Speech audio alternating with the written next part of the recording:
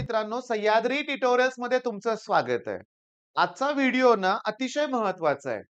कारण सगळ्या मुलांना एकाच गोष्टीचं टेन्शन आलंय, की वेळ कमी उरलाय. टॉपिकची संख्या 74 पेक्षा जास्त आहे. आता हे एक्सप्लेन करतो, की एवढे टॉपिक कुठले आहेत ते. हे फक्त मी सीईटीचा विचार करतोय. तुम्हाला माहिती आहे, की 11th 20% मार्कांमध्ये वेटेज आहे. ॲक्चुअली सिलॅबस जर बघितलं तर तो 50% आहे.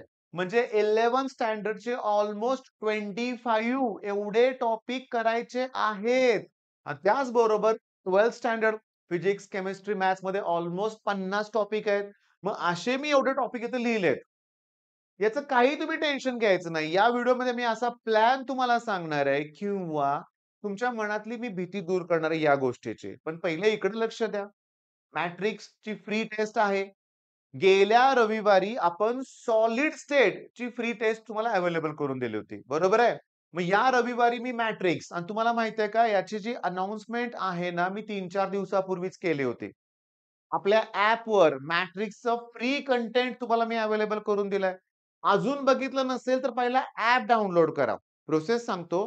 Play Storeवरून ॲप डाउनलोड केल्यानंतर त्याच्यामध्ये स्टोअर हा नावाचा ऑप्शन आहे त्याला क्लिक करा. तिथं ड्रॉपर टू टॉपर बॅचला क्लिक करा. तुम्हाला मॅट्रिक्सचा फ्री कंटेंट दिसेल.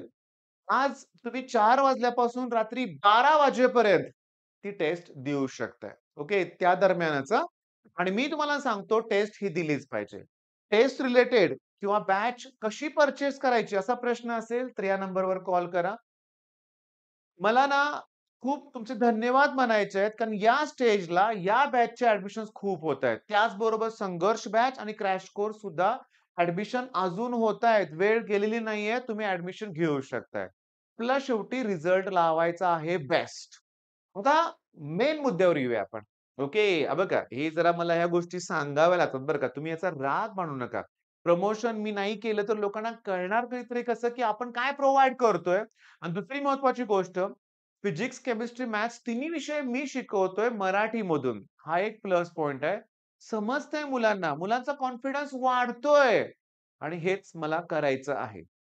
इथं बघा मी लिहिलंय 48 टॉपिक म्हणजे चला आपण 12th स्टँडर्डचा विचार करूया. चुकतंय कुठे इथं माहितीये का? आपण ना या नंबरवर जास्त फोकस करतोय. थांबा 1 मिनिट हां. कुठल्या? या नंबरवर. ओके. 1 मिनिट हं बाळांनो. हां. या नंबरवर जास्त फोकस करतोय. घाबरतोय आपण. आपण असा विचार करतोय 48 टॉपिक, मग एका टॉपिकला 2 दिवस तर दिले पाहिजेत, 3 दिवस तर दिले पाहिजेत. मग एवढे दिवस कुठे आहेत? मग होईल का माझं? होतं, होतं आणि होणारच. रिझन सांगतो. पॉलिमर टॉपिक एका दिवसात होतो. 1 दिवस पण लागत नाही. ग्रीन केमिस्ट्री 2-3 तास खूप झाले. 3-4 तास आरामात होणारं हे लक्षात घ्या. मग आता थोडीशी भीती दूर झाली तुमची. 11th स्टँडर्डचे 25 टॉपिक असतील.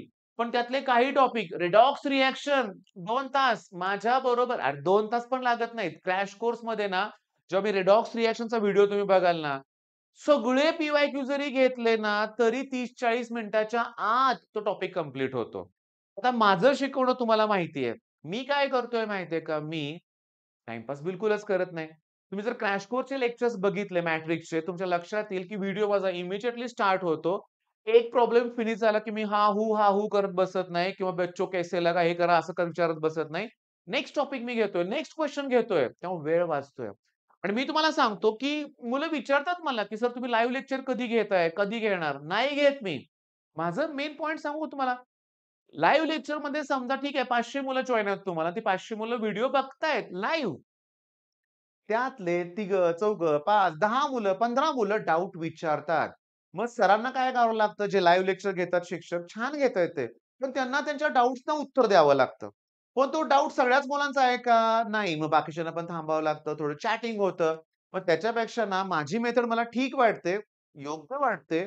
मी काय म्हणतोय, तुम्ही व्हिडिओ बघा आणि तुमचा डाउट लगेच WhatsAppला मला पाठवा ना. तुमचा वैयक्तिक डाउट पण क्लिअर होईल. त्यात तुमच्यासाठी इतरांना थांबावं लागणार नाही. मग ऑनलाईन ऑफलाईनचा जरा म्हणजे लाईव्ह लेक्चर आणि रेकॉर्डेड मधला डिफरन्स थोडाफार मी एक्सप्लेन केलेला कळालं तुम्हाला? ओके. एवढ्या टॉपिकचं टेन्शन घेऊ नका. मी तुम्हाला सांगतो एकेका दिवसात 3-3, 4-4 टॉपिक सुद्धा होतात. मग लगेच तुमचा प्रश्न येतो, "सर या टॉपिकचं काय? इंटिग्रेशन.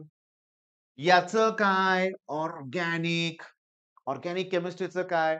पुन्हा फिजिकल केमिस्ट्रीचं काय?" तर मी तुम्हाला सांगतोय, लक्ष द्या. आता मेन स्ट्रॅटेजीचा पॉइंट स्टार्ट होईल. मी क्लिअर करतोय एक गोष्ट ती बघा. ओके, बघा मी सांगतो आता. की फिजिक्सचा अभ्यास करताना तुम्हाला आता सेमेस्टरला सामोरे जायचं आहे. माझं ऐका, आत्ताच्या आत्ता शोधा पुस्तकात टोटल फिजिक्सचे लॉज किती आहेत. सांगू? Law of conservation of angular momentum पहिल्या टॉपिकमध्ये. दुसऱ्या टॉपिकमध्ये स्टोक्स लॉ, पास्कल्स लॉ, अजून लॉ आहे कोणता सांगता येईल तुम्हाला? Stokes Newton's law of viscosity आहे.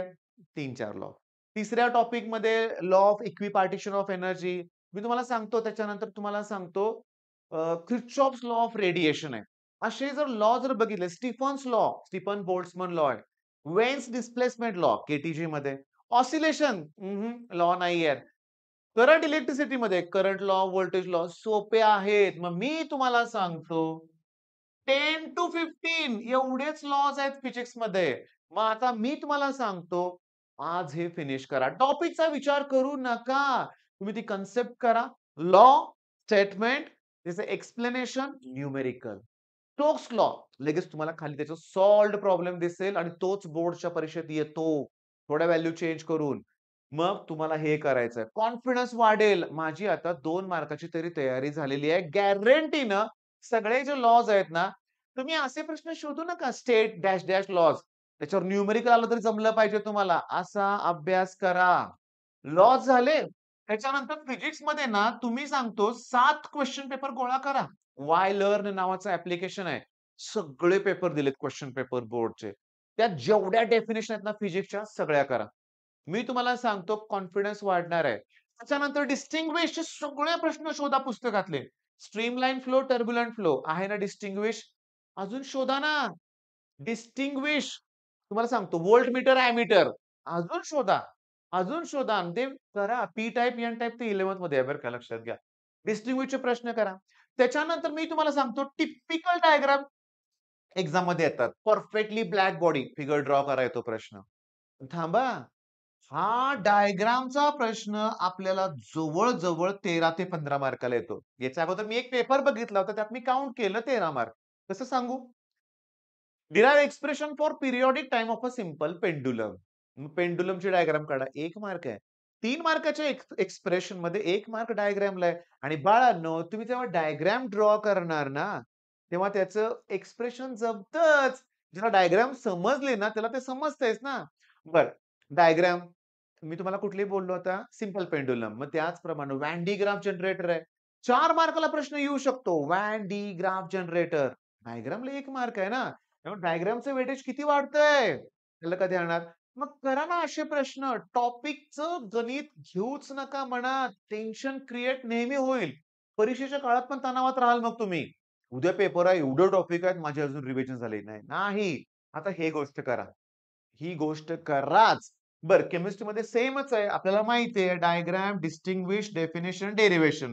डेरिव्हेशन 8 ते 10च आहेत फक्त टोटल 10 पण नाहीयेत, कमी आहेत. त्यातला एक येतो प्रश्न. एवढं केलं की केमिस्ट्रीची पण भीती कमी होईल, मॅथ्सची पण भीती आहे. मग आता इथून पुढे सांगतो, मला ना तुम्हाला एक प्लॅन द्यायचा आहे. मी त्याच्यावर काम करतोय. छान असा एक व्हिडिओ तयार करेन त्याच्यावरती. का? कारण मी बघतोय ना मुलं भेटायला येतायत. प्लॅन नाहीये. हुशार आहेत मुलं. मोठ्या-मोठ्या कोचिंग क्लासेस जॉइन केलेत त्यांनी आय-आय-टी, जे तिथं पण होत नाही, सी होत नाही, बोर्ड होत नाहीये.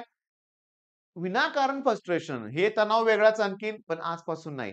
मी सांगितलेल्या मेथडनं तुम्हाला करायचं आहे. पण थांबा आता परत मी तुम्हाला सांगतो, ही टेस्ट इम्पोर्टंट आहे. ॲप्लिकेशन डाउनलोड आत्ता करा. ओके, लगेच करा. व्हिडिओ बघायला सुरुवात करा. 3 व्हिडिओ 3-4 तास लागतील तुम्हाला. दुपारी टेस्ट द्या. टेस्ट दिल्याशिवाय इव्हॅल्युएशन होणार नाही. आणि पुन्हा मनापासून धन्यवाद सगळ्यांना. ओके, सबस्क्रायबर वाढतायत, व्ह्यूज वाढतायत. मी काल वेक्टरचा एक व्हिडिओ अपलोड केलाय. थोडा फरक सांगतो. एरवी माझ्या टीचिंगचे जे व्हिडिओ आहेत मॅथ्सचे, मी एओडी कंप्लीट केलंय, डिफरन्शिएशन कंप्लीट केलंय, इंटिग्रेशन कंप्लीट आहे लक्षात घ्या. ट्रिग्नोमेट्रिक फंक्शन कंप्लीट आहे. त्याचे व्ह्यूज किती व्हायचे माहितीये का? 100 ते 200 मध्ये. पण कालच्या वेक्टरच्या व्ह्यूजला 500 प्लस व्ह्यूज आहेत. याचा अर्थ आता अभ्यास करणाऱ्या मुलांची संख्या वाढलेली आहे. ती हळू आपल्याला वाढवतच न्यायची आहे. त्यासाठी तुम्ही चॅनलला सबस्क्राईब करा. व्हिडिओ शेअर करायला विसरू नका. लाइक करा. ओके. मग आता कळालंय? नक्की टेस्ट देणार तुम्ही आज? ती संख्या पण मला वाढवायची आहे. आता 500 मुलं व्हिडिओ बघतायत ना, याचा अर्थ टेस्ट 500 मुलं देतील असं वाटतं ना? नाही देत. घाबरतायत मुलं टेस्टसाठी. नाही माझा अजून अभ्यास झाला नाही.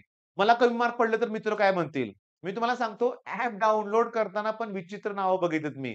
कॉमन नाव, रॉबिनहूड नाव बघितलंय किंवा काय वेगळी पण नावं. का? स्वतःचं नाव लपवायचंय. ही सवय बदला. तुमचं नाव येऊ दे तुमच्या ॲप्लिकेशनवरती. तुमचा स्कोर मला कळू देत. इतरांना नाही कळत. कळाला तर कळाला. काय घाबरायचंय? आपल्याला इम्प्रूव्हमेंट करायची आहे ना. मग मला ना 500 नाहीये माझे तर तुम्हाला खरं सांगू का 2,00,000 मुलं सी-ई-टी देतायत. मग माझी इच्छा आहे 2,00,000 मुलांनी ही टेस्ट द्यावी. फ्री टेस्ट आहे तर. नाही देणार मला माहिती आहे. तहान लागल्यावर विहीर खोदणे हा प्रकार जास्त होतो. परीक्षा जवळ आल्यावर तुम्हाला सांगू का? एका दिवसात माझे 4-4, 5-5 लाख व्ह्यूज होतात एका दिवसात एक्झाम पिरियडमध्ये आणि इतर वेळेस कमी होतायत. पण एक्झाम पिरियडमध्ये व्ह्यू ते बघून काय फायदा आहे? आता केलं पाहिजे ना. जे तुम्ही करताय, तुम्ही बघताय तुमचे मनापासून धन्यवाद आणि ऑल द बेस्ट तुम्हाला आणि यश मिळणार आहे मी सांगतोय तुम्हाला. कुठल्याही गोष्टीची काळजी मी असताना करायची नाही. पण मी सांगतो ते प्लॅन मी देतोय तो फॉलो करायचा. ठीक आहे. मग लॉज शोधा आणि केमिस्ट्रीत सांगायचं राहिलं रे, केमिस्ट्रीमध्ये नेम रिएक्शन्स आहेत ना, 25च आहेत फक्त. 25 ते 30 असतील. रोज 1 केलं ना, रोज 1 तर महिन्यात सगळं कंप्लीट होईल. मग नेक्स्ट व्हिडिओ त्याच्याबद्दलच असेल. All the best.